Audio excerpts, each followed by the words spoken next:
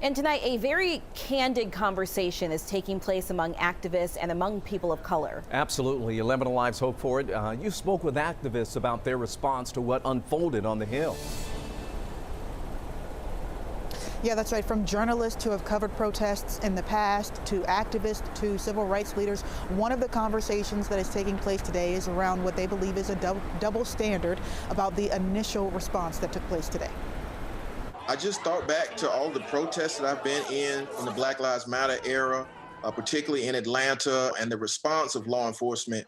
And it was nothing like what we're seeing in the Capitol. Attorney and activist Gerald Griggs organized several Black Lives Matter protests over the summer. He didn't mince words when talking about the attack on the Capitol. If this was African Americans in a group like this with the chatter online, they would have never even gotten past the reflection pond. Not long after the attack, a lengthy statement appeared on the Black Lives Matter official Twitter account. It reads in part, "When Black people protest for our lives, we are met by the National Guard troops or police equipped with assault rifles, tear gas, and battle helmets." The group sued President Trump last summer for violating the First Amendment rights of protesters who were forced out of Lafayette Square, where Trump would later take a picture in front of a church. Hannah Gebrselassie, a young Atlanta activist, also spent months protesting in 2020. She echoed Griggs' sentiment. We would have either been shot, dead, pepper sprayed, or in jail. And she acknowledged some of the protests in Atlanta turned violent in the late night hours. When you saw some of that happening at the protests where people were,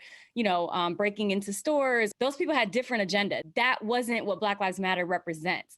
In today's case, the sitting president, he said on this global stage that the election was stolen, just egging them on to keep going. She adds she hopes the violence at the Capitol is denounced with the same vigor as to what took place over the summer. They should be denounced even more. One woman has now lost her life.